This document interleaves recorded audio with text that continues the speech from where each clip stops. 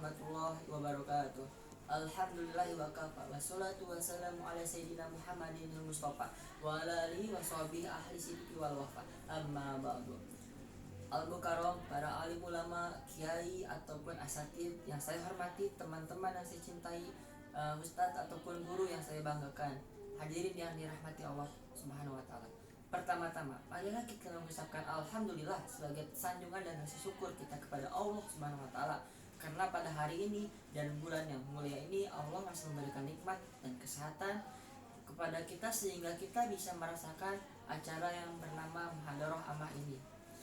Kedua, semoga sholawat kita selalu mengalihkan kehariban kepada baginda Nabi Muhammad SAW, di mana pada hari ini kita peringati kelahirannya. Semoga dengan adanya peringatan ini, semoga kita semakin cinta kepada Rasulullah, sehingga kalau kita akan mendapatkan syafaatnya. Hadirin yang dirahmati Allah Subhanahu wa taala, sebagaimana dalam firman Allah dalam Al-Qur'an bahwa Rasulullah SAW adalah contoh yang baik bagi umat manusia. Nah, di sini di dalam surat Al-Ahzab ayat 21 yang artinya adalah sesungguhnya pada diri Rasulullah ada teladan yang baik bagimu, yaitu bagi orang yang mengharap Allah dan hari akhir serta banyak berzikir kepada Allah. Rasulullah menjadi contoh tidak hanya dalam satu bidang saja, tapi di semua bidang, lengkap dan komplit. Seperti nasi goreng saja ya, Rasulullah SAW menjadi contoh dalam berkeluarga, menjadi pendakwah, menjadi guru, ataupun menjadi bisnismen, ataupun menjadi politisi, ataupun panglima perang, dan banyak yang lainnya. Jadi sangat pantas jika Allah menjadikan Rasulullah SAW sebagai suri tauladan bagi umat manusia. Walaupun Rasulullah SAW sama manusia dengan kita, tentulah yang menjadi contoh beda kualitasnya dengan yang mencontoh. Misal, kita sebagai manusia nih perlu tidur.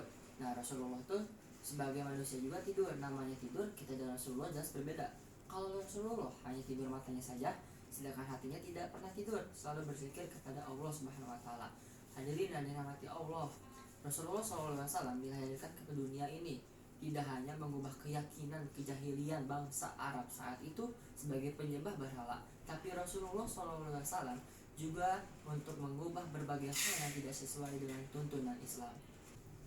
Rasulullah begitu gigih untuk memperjuangkan perubahan tatanan sosial, hukum dan budaya, ataupun untuk kesejahteraan dan kehadiran bagi semua umat manusia ataupun umat Islam. Namun dalam perjuangan ini Rasulullah SAW tuh selalu mengedepankan keluluharannya, tata krama, sehingga Islam tersebar ke seluruh penjuru dunia. Nah, dalam waktu yang relatif singkat. Ini contoh Nabi dalam bidang dakwah, bahwa sebagai pendakwah kita harus berjuang untuk mengubah pola kehidupan masyarakat yang tidak sesuai dengan ajaran Islam dan budi pekerti yang luhur. Nah, sehingga dakwah yang akan mudah diterima oleh masyarakat. Dalam kehidupan berkeluarga harus juga menjadi contoh bagaimana Rasulullah SAW begitu menyayangi istrinya, begitu menghormati istrinya, dan begitu pun tidak pernah gengsi Nabi Muhammad tuh. Nah, untuk membantu pekerjaan istrinya, jadi nyuci piring, Nabi Muhammad bantu di rumah. Rasulullah SAW ini tidak pernah merepotkan orang lain. Apa yang bisa dilakukannya sendiri, Rasulullah lakukannya sendiri. Jadi Rasulullah itu tidak pernah merepotkan orang lain. Dalam bidang perniagaan juga perlu kita mencontoh bagaimana Rasulullah SAW berbisnis. Rasulullah memulai perniagaan itu sejak umur 9 tahun, bayangin. Dalam berbisnis Rasulullah itu sangat jujur.